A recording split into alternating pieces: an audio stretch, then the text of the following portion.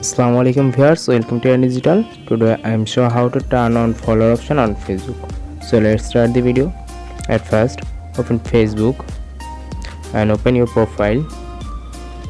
You cannot find any follower option here. Now open public details and click edit beside details.